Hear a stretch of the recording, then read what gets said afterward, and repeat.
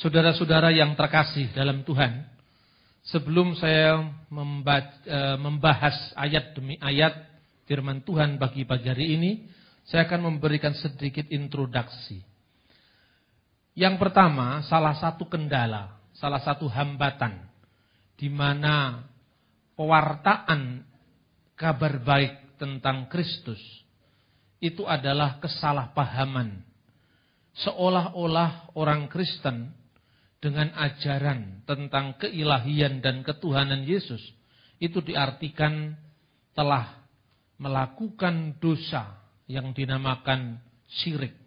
Syirik itu artinya mempersekutukan Allah dengan ilah-ilah yang lain. Oleh karena itu, sebetulnya sebelum kita membahas ayat ini yang sangat penting, kita harus mengetahui bahwa hukum yang paling utama yang diajarkan oleh Kristus sendiri adalah yang disebut Shema Israel. Ungkapan ini berasal dari Markus pasal 12 ayat 29 yang merupakan kutipan dari Ulangan pasal 6 ayat 4. Ulangan adalah bagian dari kitab Taurat yang terakhir yang dalam bahasa asli disebut Ele Hadivarim. Ketika Yesus ditanya hukum mana yang paling utama dari segala hukum yang ada, Yesus menjawab, Shema Yisrael, Adonai Elohenu Adonai Echad. Dengarkanlah wahai Israel, Tuhan Allah kita, Tuhan itu esa. Sehingga umat Kristen mempercayai, meyakini, bahkan menjadikan sebagai pondasi seluruh ajarannya bahwa Allah itu adalah esa. Hukum yang diturunkan kepada Nabi Musa yang dikenal dengan Asyeret Hadivarim atau the Ten Commandment. Yang pertama adalah Lo yihye leha Elohim akhirim alfanai. Jangan ada ilah-ilah lain di hadapan hadiratku. Dalam Ulangan pasal 20. Dan ketika Kristus mengatakan Shema Israel, dengarkanlah wahai Israel, ahli-ahli Taurat orang Yahudi mengatakan, benar guru, benar katamu, dia itu esa, dan tidak ada yang lain kecuali dia. Dalam Markus pasal 12 ayat 32, ungkapan tidak ada yang lain kecuali dia, diterjemahkan dalam Alkitab berbahasa Arab, la ilaha illahua. Tidak ada ilah lain kecuali dia. Dan saudara jangan kaget, ungkapan la ilaha illallah itu bukan hanya ada di dalam Al-Quran. Ungkapan ini juga muncul dalam kitab Injil, bahkan jauh sebelum Al-Quran. Ucapan ini diterjemahkan dari bahasa Yunani, bahasa asli Perjanjian Baru. Terdapat dalam 1 Korintus pasal 8 ayat 4, Audeis Theos Eimiheis, yang diterjemahkan di dalam bahasa Arab, la ilaha illallah, tidak ada ilah selain Allah.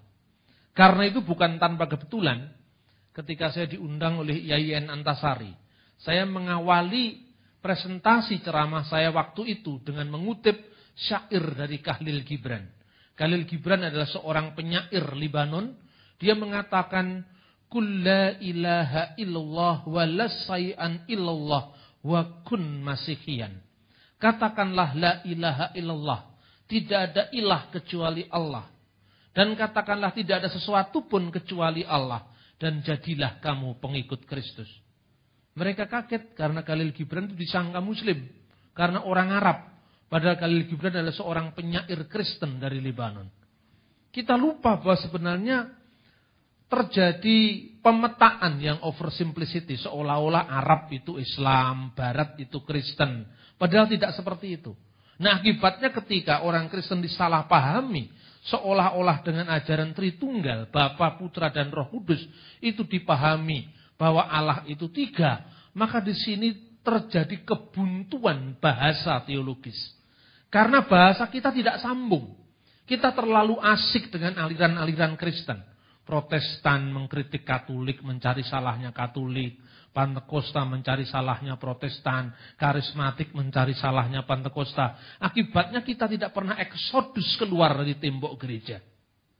Akibatnya yang terjadi, orang Kristen paling hobi mencari kesalahan gereja orang lain.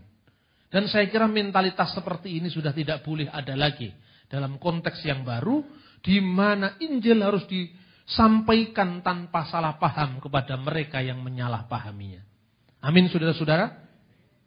Kemudian apa relevansinya teks ini, ayat-ayat ini? Allah itu jelas esa. Tidak ada ilah lain kecuali Dia. Allah itu esa. Tidak ada sekutu baginya. Ini hukum yang paling utama yang dikatakan oleh Kristus. 3 kali sehari orang Israel mengidungkan pujian ini. Shema Yisrael, Adonai Eloheinu, Adonai Echad. Ini Ulangan pasal 6 ayat 4 yang oleh Yesus disebut misfah harisonah, hukum yang paling utama. Yohanes ini merupakan jawaban. Jikalau Allah itu esa, siapakah Yesus itu? Jikalau Allah itu esa, siapakah Yesus Kristus? Apakah Dia Tuhan selain Allah? Ataukah Dia firman Allah yang satu dengan Allah? Ini harus disampaikan. Apakah ungkapan anak Allah itu berarti Allah itu beranak? Nah, karena itu saya akan membuat seri khotbah ini. Pagi ini saya akan bicara tentang the Godhead of Jesus Christ. Keilahian Yesus. Nanti jam 10 di Ritz Palace saya akan berbicara tentang the Lordship of Jesus Christ. Ketuhanan Yesus. Apa bedanya keilahian Yesus sebagai firman Allah. Dan firman Allah itu adalah Allah seperti yang kita baca. Dan apa artinya ketuhanan Yesus Kristus. Kita sering bernyanyi, Yesus Tuhan dan Allah kami. Apa artinya Yesus itu our God? Dan apa pula artinya Yesus itu our Lord? Ini harus dijelaskan clear. Supaya apa? Iman kita tidak lagi disalahpahami. Orang Kristen Arab ketika dia berdoa, selalu diawali dengan kata-kata, Bismil abi wal ibni warrohil kudus al-ilahu wahid. Demi nama Bapa, Putra, dan Roh Kudus, yaitu Allah yang esa. Penekanan pada keesaan Allah itu sangat penting.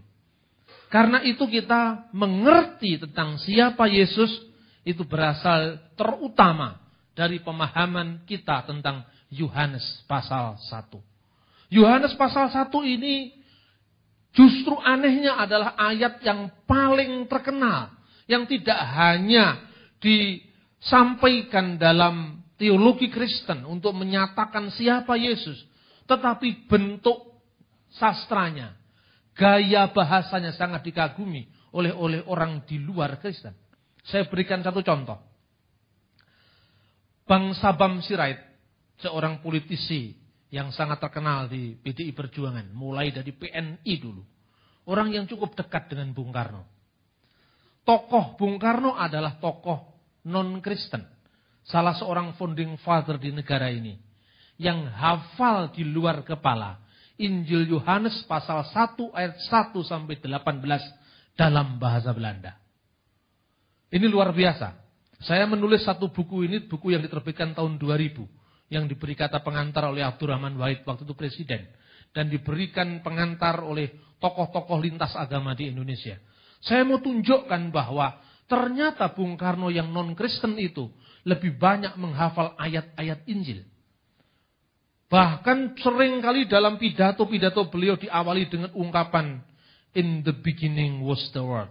Pada mulanya adalah kata. Pada mulanya adalah firman.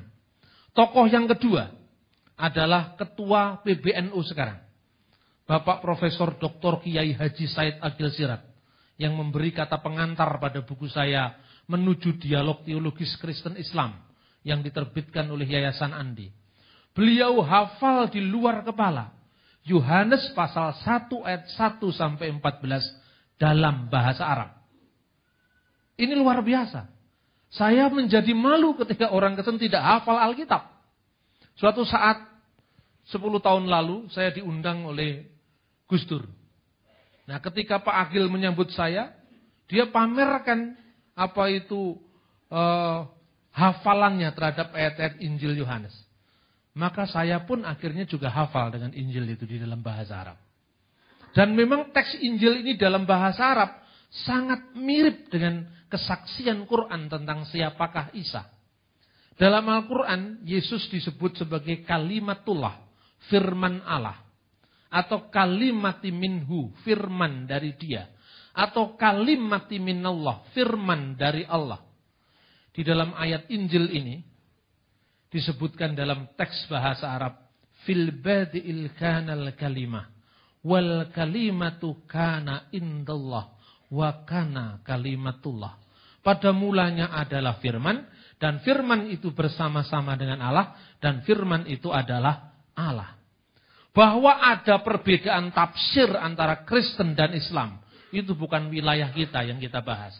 Tetapi artinya begitu populernya tokoh Isa Al-Masih yang disebut kalimatullah itu dalam kedua agama. Kita tidak usah mencampuri agama orang, tapi kita akan membahas dari iman Kristen sendiri. Kenapa Yesus itu disebut firman Allah? Ironisnya karena banyak orang Kristen yang tidak memahami ayat ini. Justru teks ini disamakan aja dengan gelar-gelar Yesus. Yesus terang dunia. Yesus itu adalah air yang hidup. Yesus itu roti yang turun dari surga. Itu adalah gelar-gelarnya Yesus. Tetapi Injil Yohanes, penegasan bahwa Yesus adalah firman, bukan sekedar gelar Yesus. Tetapi itu adalah hakikat dari Yesus Kristus. Karena banyak sekali juga terjemahan-terjemahan kitab suci yang kurang pas. Misalnya The Living Bible menerjemahkan in the beginning was the Christ. Pada mulanya adalah Kristus. Ini salah. Karena Kristus itu gelar. Dia yang diurapi itu Kristus. Tetapi firman itu bukan sekedar gelarnya Yesus. Firman itu identitas siapa Yesus sebelum dia datang ke dunia. Kalau kita menganggap bahwa firman itu hanya gelar, kita sama dengan saksi Yehova. Yesus itu bergelar firman Allah. Karena kemana-mana membawa firman, memberitakan firman, maka disebut firman Allah. Apa bedanya ketika orang mengatakan, si tukang bakso, karena kemana-mana bawaannya jualan bakso, maka disebut si tukang bakso. Jadi itu hanya gelar. Tetapi firman di sini bukan gelar. Apa buktinya? Ayat 3 mengatakan, segala sesuatu dijadikan oleh dia. Dan tanpa dia tidak ada sesuatu pun yang jadi dari segala yang telah dijadikan. Segala sesuatu dijadikan oleh firman Allah. Segala sesuatu ini Allah menjadikan dengan jadilah terang, maka terang itu jadi. Itulah ajaran Tritunggal. Pada mulanya Allah menciptakan langit dan bumi. Ini bunyi kitab Taurat pembukaan. Kejadian atau Bereshit 1 ayat 1. Bereshit bara Elohim et hasamayim ve et haaret. Pada mulanya Allah menciptakan langit dan bumi. Ve haaret hayetah tohu wa bohu. Dan bumi itu belum berbentuk dan kosong. Ve hosek alfenetehom. Dan kegelapan menutupi samudra raya. Ve ruah Elohim dan roh Allah merakefet alfenehamayim. Melayang-layang di atas permukaan air. Allah menciptakan. Roh Allah melayang-layang memberi hidup pada ciptaan. Wa yomer Elohim dan berfirmanlah Allah. Yehiur wa yehiur. Jadilah terang, maka terang itu jadi. Di sini kita sudah mengenal Tritunggal. Elohim, ruah Elohim, yomer Elohim. Allah, roh Allah, dan firman Allah. Jadi Tritunggal bukan ciptaan orang Kristen. Tritunggal ada dalam Alkitab. Formulasinya ditegaskan kembali oleh gereja. Tapi ajarannya ada dalam Alkitab. Bukan hanya Alkitabnya orang Kristen. Orang Yahudi yang tidak percaya perjanjian baru. Mereka percaya perjanjian lama. Yang mereka sebut Tanakh, Torah, Nevim, Beketuvim. Percaya bahwa Allah menciptakan dunia lewat firman-Nya dan roh-Nya. Ini sangat penting, saudara-saudara. Yesus disebut firman Allah. Lalu pertanyaannya sekarang. Apakah Yesus bukan Allah? Kalau Yesus firman Allah, apakah Yesus bukan Allah? Firman Allah adalah Allah. Tapi banyak orang yang tidak memahami arti ini. Saudara-saudara kita yang mengaku diri Kristen tapi bukan Kristen. Kelompok saksi Yehova misalnya. Mereka mengatakan bahwa firman Allah itu hanya gelarnya Yesus. Bukan hakikat Yesus, bukan identitas siapa Yesus. Firman Allah itu hanya gelarnya Yesus. Lalu dikatakan, kalau Markus bersama-sama dengan Yohanes, apa pada saat yang sama Yohanes adalah Markus? Tentu jawabannya bukan. Yohanes bersama-sama dengan Markus. Markus bukan Yohanes. Lalu pertanyaannya, apabila firman bersama-sama dengan Allah, apakah firman adalah Allah? Orang Kristen yang tidak siap akan menjawab, bukan. Nah, kalau gitu Yesus bukan Allah. Padahal pertanyaannya tidak seperti itu. Firman Allah bersama-sama dengan Allah. Apakah firman Allah adalah Allah? Ya, firman Allah adalah Allah. Kenapa kok enggak sama? Kalau Yohanes bersama Markus, Markus bukan Yohanes. Karena Markus, gundulnya Yohanes, ndasnya saksi Yehova, itu terpisah satu sama lain. Karena manusia, benda, semua terikat oleh ruang dan waktu. Tetapi kalau Allah, dengan firman-Nya sekarang, Allah beserta dengan orang yang sabar. Allah itu roh. Roh itu tidak terikat oleh ruang dan waktu. Sekarang Anda hitung berapa jumlahnya orang yang sabar di kota Surabaya. Innallaha ma'asyabirin. Allah beserta orang yang sabar. Oh, jumlahnya banyak, Pak, 100.000. Katakanlah ada 100.000 orang yang sabar. Tinggal di 100.000 tempat yang berbeda-beda. Pada saat yang sama Allah beserta 100.000. Apakah Allah jadi 100.000? Tidak, karena Allah itu bukan bakpao. Allah itu bukan gundulnya Markus. Allah itu bukan benda. Allah itu adalah roh. Tidak seorang pun orang Kristen yang mengatakan Bapa kami yang di surga. Surga itu alamatnya mana? Lalu Anda di satu pihak mengatakan Allah berdiam di bait Allah di Yerusalem. Loh, terus kita berdoa, Tuhan, Engkau ini masih di surga ataukah sudah turun ke Yerusalem?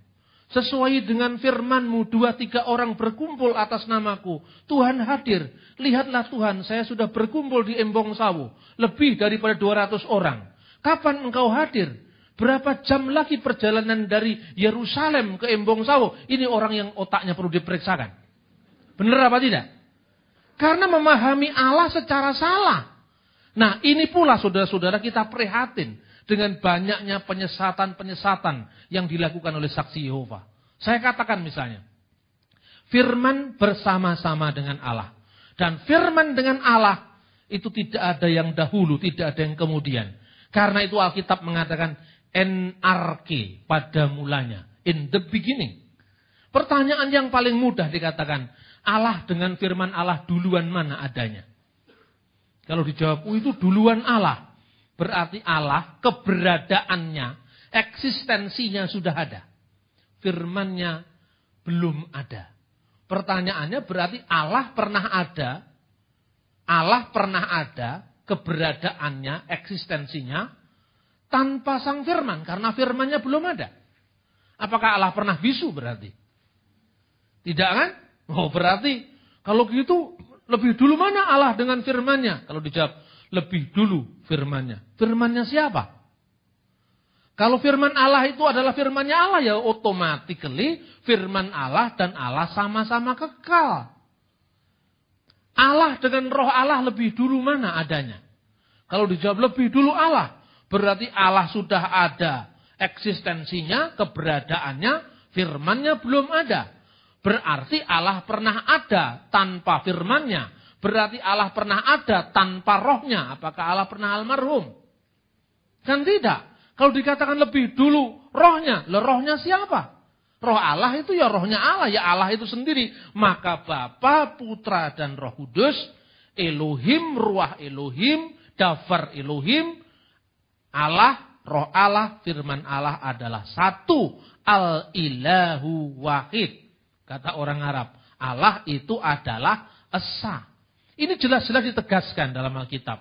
Segala sesuatu dijadikan oleh Dia. Artinya oleh firman-Nya. Dan tanpa Dia, tanpa firman itu, tidak ada sesuatu pun yang telah jadi dari segala yang dijadikan. Tanpa firman itu tidak ada pun yang jadi dari segala yang telah dijadikan. Mazmur 33 ayat 6 mengatakan, oleh firman Tuhan langit dijadikan. Jadi langit dijadikan oleh firman Tuhan. Sekarang pertanyaannya, Yesus itu firman Allah. Jikalau Allah menciptakan dengan firman-Nya, Yesus itu ciptaan Allah apa bukan? Bukan. Kalau Yesus ciptaan Allah, pertanyaannya, siapa yang menciptakan firman Allah? Ya Allah. Bagaimana Allah menciptakan segala sesuatu? Dengan firman-Nya. Allah menciptakan dengan berfirman. Nah, kalau firman itu diciptakan sekarang, firman mana lagi yang menciptakan firman?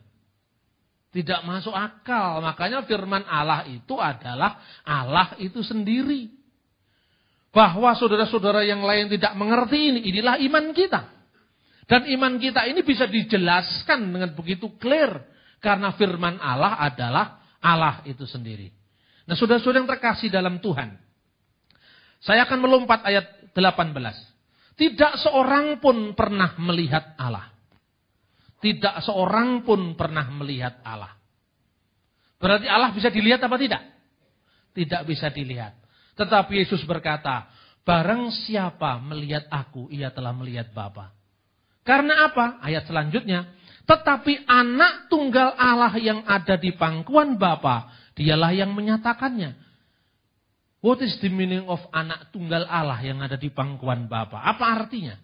Anak tunggal Allah yang di pangkuan Bapa bukan berarti Allah itu beranak, bukan. Tetapi artinya anak tunggal Allah yang di pangkuan Bapa, firman Allah yang bersama-sama dengan Allah. Firman Allah yang berdiam kekal bersama Allah dan rohnya. Firman Allah itulah yang menyatakan siapa Allah. Saudara tidak mengenal saya sebelumnya. Kalau saudara mengenal saya dari kesaksiannya Pak Hani Layantara, atau Anda mengenal saya dari kesaksiannya Ibu Agnes, Ibu Agnes bukanlah saya, Pak Hani bukanlah saya. Bisa salah apa tidak? Bisa salah. Kalau Allah disaksikan oleh seorang nabi, apakah pengenalan nabi itu sempurna tentang Allah? Tidak, karena nabi itu bukan Allah. Tetapi apabila saya menyatakan diri saya sendiri, salah apa tidak? Tidak mungkin salah. Karena saya menyatakan siapa saya sendiri. Sebelum saya menyatakan diri saya lewat kata-kata ini. Kata-kata ini sudah ada dalam pikiran saya. Kata pikiran dalam bahasa Yunani logikos. Dan kata ini seakar dengan kata logos. Logos ini diterjemahkan firman. En arki en hologos. Ke hologos en prostonteon. Theos and hologos. Pada mulanya adalah firman. Dan firman itu bersama-sama dengan Allah. Dan firman itu adalah Allah. Logos itu the reason of God. Pikiran Allah. Logos itu adalah the word of God. Firman Allah. Logos itu the wisdom of God. Hikmat Allah. Hikmat Allah. Pikiran Allah. Firman Allah. Itu satu dengan Allah. Seperti satunya pikiran manusia. Dari manusia itu sendiri. Ketika saya menyatakan siapa diri saya bersaksi, saya menyatakan diri. Sebelum pikiran saya keluar jadi kata-kata, pikiran saya sudah ada dalam diri saya. Saya baru nonton satu video. Video itu terjadi berbagai macam seri. Yang katanya, iman Kristen itu sesungguhnya diambil dari agama-agama kafir, agama-agama pagan. Ajaran Tritunggal, Bapa, Putra, dan Roh Kudus itu diambil dari paganisme Mesir kuno. Di mana Isis, Osiris punya anak namanya Horus. Jadi Isis, Osiris itu adalah Bapa, Maria, dan kemudian Horus itu adalah Yesus. Nah, luar biasa enggak sekarang? Itu sering muncul di internet. Saya jawab, apa benar Tritunggal Kristen sama dengan Tritunggal berhala? Atau triteisme berhala, bukan Tritunggal. Isis menikah dengan Osiris. Melahirkan Horus.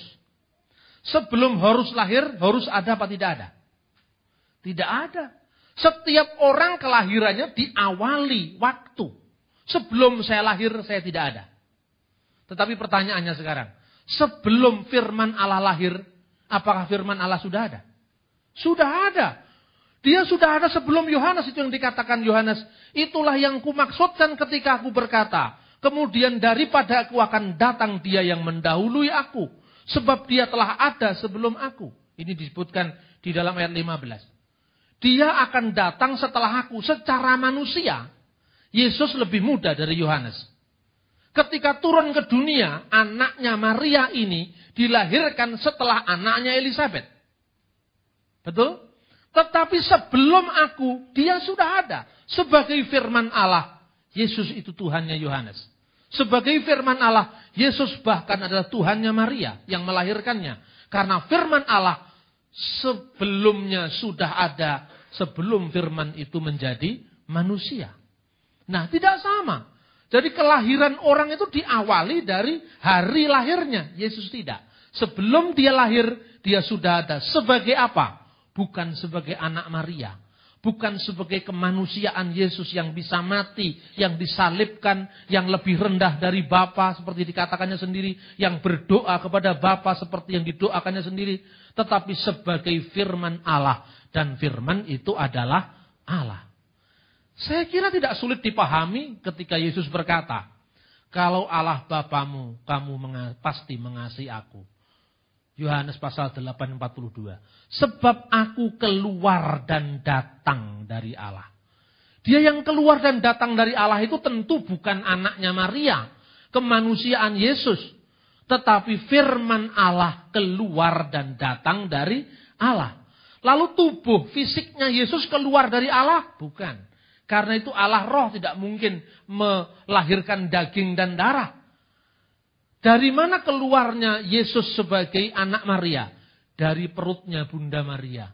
Maka salamnya berbunyi, terpujilah engkau di antara wanita dan terpujilah buah rahimmu. Lukas pasal 1:42. Siapa buah rahim Maria?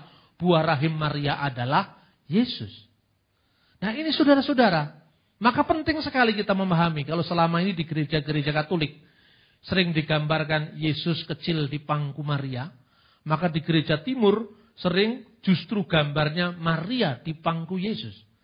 Ini menyeimbangkan kalau gambar di gereja Katolik itu menekankan kelahiran Yesus dari anak darah Maria, itu melahirkan kemanusiaan Yesus, tetapi gambar di gereja-gereja Timur justru Maria di pangku Yesus. Karena sekalipun Maria itu ibunya secara manusia, tetapi Maria adalah hambanya Yesus. Karena Yesus itu firman Allah. Terus kemudian, apa artinya anak? Anak bukan berarti itu beranak loh. Tidak seperti anak itu artinya beranak. Contohnya, dalam bahasa Indonesia saja. Anak kunci siapa? Maminya kunci. Gitu? Anak buah siapa? Istrinya buah. Kan tidak ada. Dalam bahasa apapun mengenal kiasan. Kiasan itu tidak harus dipahami makna letter luck. Maka ketika saudara muslim mengatakan lam yalid wa lam yulad, Allah itu tidak beranak dan tidak diperanakkan, kita harus mengatakan amin. Memang Allah itu tidak beranak dan tidak diperanakkan secara fisik. Karena Alkitab mengatakan seperti itu. Berfirmanlah Allah, yang disebut Sang Bapa itu berfirman. Engkaulah anakku, pada hari ini aku memperanakkan engkau. Bisakah Bapa memperanakkan? Yang memperanakkan itu kan ibu. Secara fisik yang memperanakkan itu ibu. Dalam pengakuan iman gereja purba, yang masih sering dibaca di gereja-gereja Katolik, gereja Protestan, gereja Ortodok, digunakan kata apa? Dan aku percaya kepada satu-satunya Tuhan, yaitu Yesus Kristus, yang dilahirkan dari Bapa sebelum segala zaman. Yang dilahirkan dari Bapa. Adakah orangnya lahir dari Bapa? Tidak ada lahirnya dari mama. Masa lahir dari Bapa? Lalu artinya apa lahir dari Bapa? Firman Allah menyatakan siapa Allah.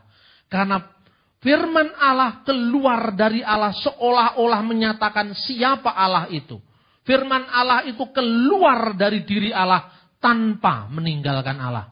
Lah kok bisa? Loh kenapa tidak bisa? Itu ada gambar saya di situ. Di layar televisi. Ya kan? Bisakah dikatakan gambar ini penjelmaan pikiran saya?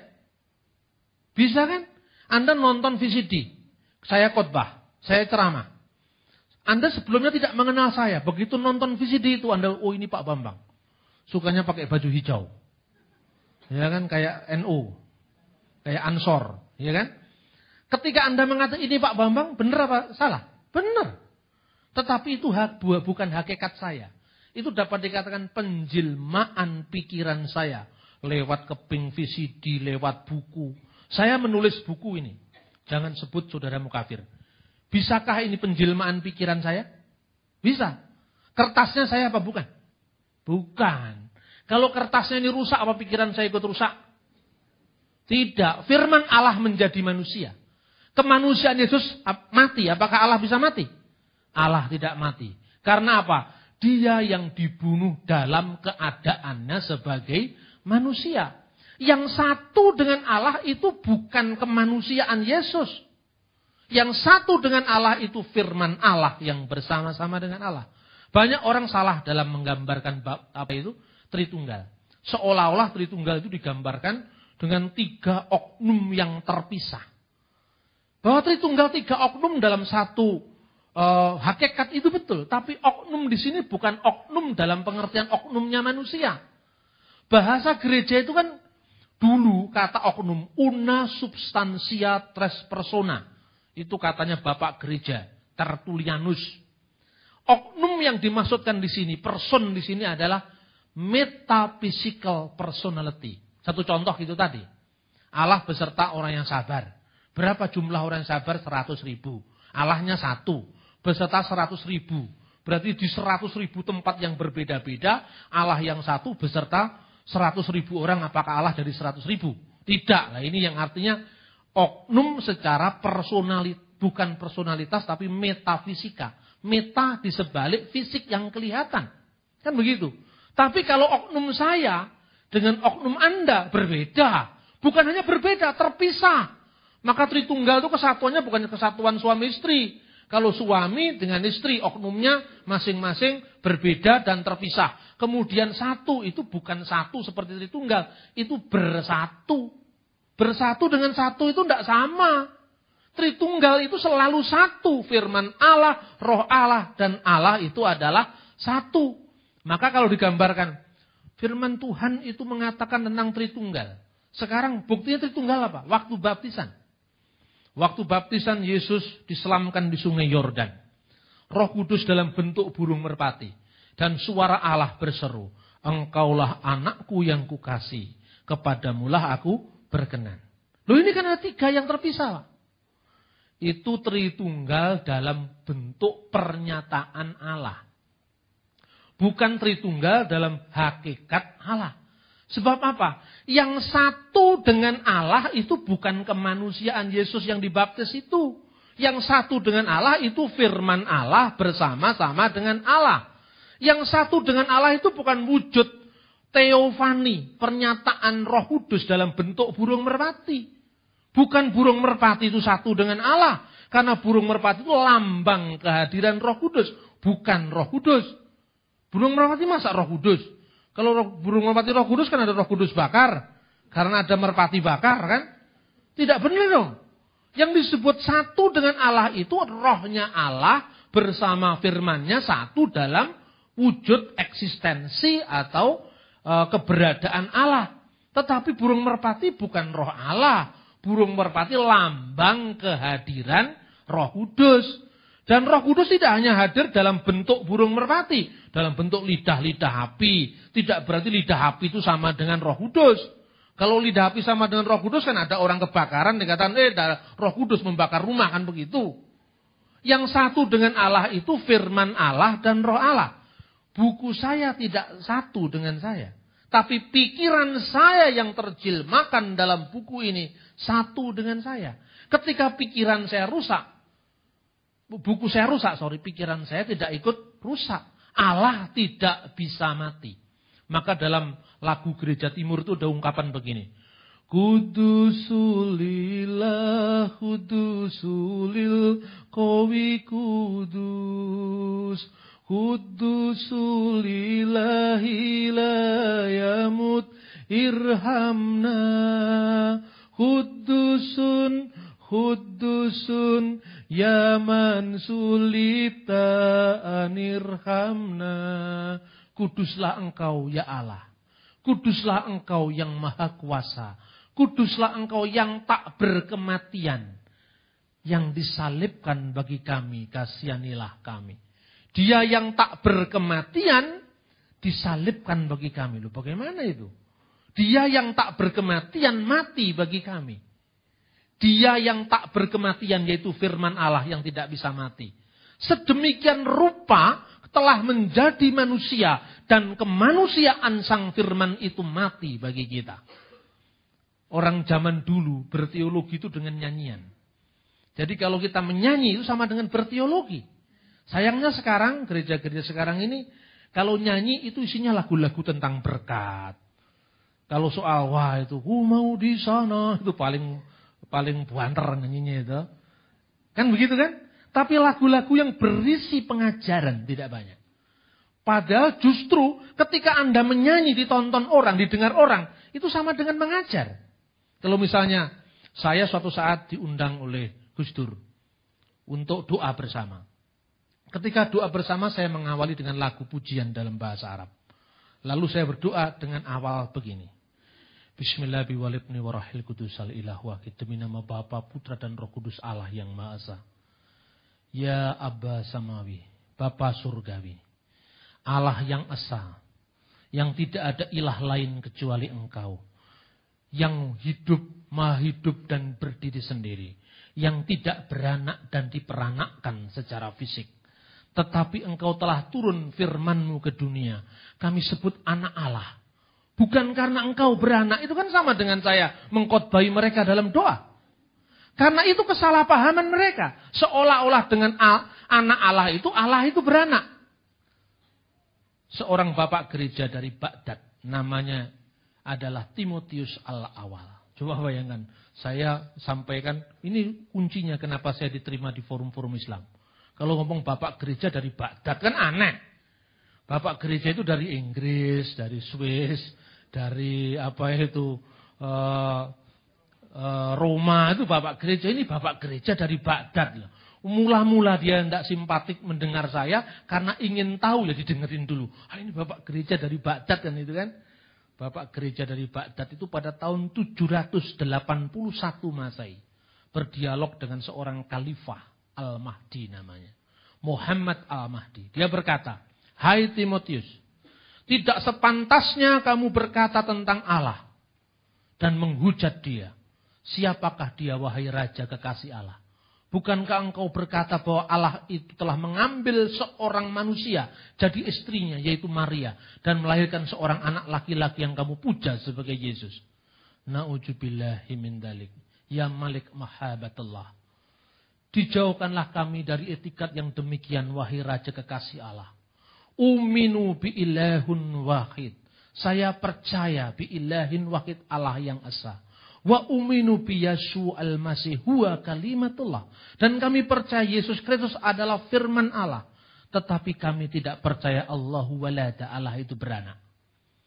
Ketika kami mengatakan firman Allah itu menjadi manusia. Kalimatullah alladzi wulida minal abi ilahan bigori jasadin. Firman Allah itu keluar dilahirkan dari Bapa. Tanpa jasad. Tanpa seorang ibu, duna lahir dari bapak tanpa ibu. Artinya bukan bapak manusia kan? Kalau lahir dari bapak kan nggak ada. Lahir semua dari ibu. Lahir dari bapak artinya tidak seorang pun pernah melihat Allah. Tetapi anak tunggal yang di pangkuan Allah. Yang diumpamakan seorang anak yang keluar dari wujud Allah. Keluar dari bapaknya. Dialah yang menyatakannya. Makanya karena firman Allah keluar dari Bapa, firman Allah mewujudkan diri siapa Allah. Firman Allah yang tidak kelihatan menjadi kelihatan karena Yesus. Firman Allah yang tidak dikenal menjadi dikenal karena Yesus. Firman Allah yang tidak bisa dilihat mata menjadi terlihat melalui pribadi Yesus. Itulah yang disebut anak Allah. Divine birth of Jesus Christ. Kelahiran ilahi Yesus Kristus dari Allah. Tanpa seorang ibu untuk menegaskan Allah itu tidak beranak dan tidak diperanakkan secara fisik. Nah mereka senang kalau saya ngomong begitu. Memang Allah itu tidak beranak kok. Siapa yang mengatakan Allah itu beranak? Roma Irama aja yang GR nyindir-nyindir. Tuhan tidak beranak dan tak diperanakan. La ilaha illallah, tiada Tuhan selain Allah. Itu dia yang GR. Dia GR dipikir orang Kristen itu Tuhannya beranak. Roma Irama GR, Kristennya ndablak. Dikutip, disalahpahami, ndak kroso-kroso. Mestinya kan dijawab. Hei Bung Haji, siapa yang mengatakan Tuhan beranak? Sampean sendiri yang punya pikiran seperti itu. Tuhan itu memang tidak beranak. Ini betapa pentingnya kita menjelaskan iman kita yang disalahpahami. Suatu saat saya menulis di majalah Gloria. Majalah Gloria itu kan miliknya Jawa Pos. Jadi kalau ada orang-orang Kristen yang masuk Islam dimuat di majalah Nurani. Tabloid Nurani miliknya Jawa Pos. Kebalikannya, kalau ada orang Islam jadi Kristen dimuat di majalah Gloria. Gloria miliknya Jawa Pos, yang menang Jawa Pos Dahlan Iskan. Benar apa tidak? Orang Kristen dan orang Islam dijadikan pangsa bisnisnya Jawa Pos. Makanya nggak mau saya yang begitu-begitu. Ya kan, kita terjebak dalam itu yang namanya mekanisme pasar itu namanya. Nah, ketika itu saya justru menulis, judulnya itu adalah Allah tidak beranak dan tidak diperanakan. Itu tahun 2005 ketika saya pulang dari Mesir. Kemudian pada saat Gloria itu selalu muncul di penerbitan, selalu diiklankan oleh Jawa Pos. Itu tulisan saya jadi head covernya. Apa itu Gloria. Tetapi ditutup sama Jawa Pos. Istilah Allah tidak beranak, tidak peranakan itu ditutup sama Jawa Pos. Lalu saya penasaran. Saya tanya pada teman saya wartawan banyak. Saya tanya, kenapa kok tulisan saya istilah Tuhan tidak beranak kok dihapus? Coba saya tanyakan pada redakturnya, Pak. Dia tanya ke Jawa Pos. Setelah itu sehari kemudian dia telepon saya. Oh, saya sudah dapat jawaban. Jawabannya apa? Redakturnya bilang, loh, Tuhannya orang Kristen kan beranak. Nah ini disebut Allah tidak beranak, nanti membingungkan.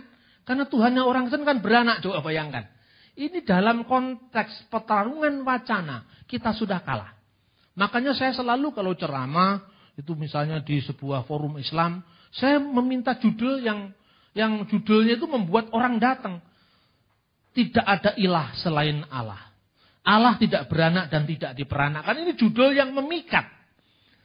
Ketika ceramah saya, khotbah saya mau dimuat di koran, iklan, saya bicara di GB Alpha Omega. Beberapa tahun yang lalu, di judul tertulis Allah tidak beranak dan tidak diperanakkan. Disertai tanya jawab setelah presentasi. Ada orang-orang Madura datang ke situ. Pendetanya bingung, Pak Lukas Supii. Loh Pak, kok ada orang Madura telepon sama saya mau hadir? Loh kenapa Pak? Dia karena tertarik dengan judulnya, ya alhamdulillah. Dia mau hadir kan? Karena dipikirnya Tuhannya orang Kristen beranak. Loh ini kok Allah tidak beranak? Paham yang saya maksud? Jadi banyak kita disalahpahami, tapi hak jawab kita tidak pernah kita perdengarkan. Yang terakhir, ketika firman itu menjadi manusia, firman itu lahir dari seorang ibu tanpa seorang bapak. Firman itu lahir dari ibu perawan tanpa seorang bapak. Firman lahir dari Bapa, artinya lahir dari wujud Allah, eksistensi Allah tanpa seorang ibu. Untuk menegaskan Allah tidak beranak dan tidak diperanakkan. Tetapi firman menjadi manusia, lahir dari seorang ibu tanpa seorang bapak. Untuk menunjukkan anak yang dikandung Maria itu bukan anak yang lahir dari benih insani. Dari benih manusia. Seperti lazimnya anak yang lahir dari darah, dari daging. Seperti kata Alkitab. Bukan anaknya Yusuf si tukang kayu. Suami Maria secara hukum. Bukan anaknya Yusuf An-Najjar, Yusuf si tukang kayu. Apalagi anaknya Yusuf kalah. Itu artinya bahwa firman itu lahir di dunia tanpa seorang bapak. Ini yang diakui Al-Quran. Yang kedua ini. Yang pertama, Quran tidak memahami itu. Karena memang konteksnya bukan itu. Maka Quran mengatakan Idzqalatil malaikatu ya Maryam innallaha yubasyiruki bikalimati min husmuhul masih Isa ibnu Maryam wajihan fid dunya wal akhirat.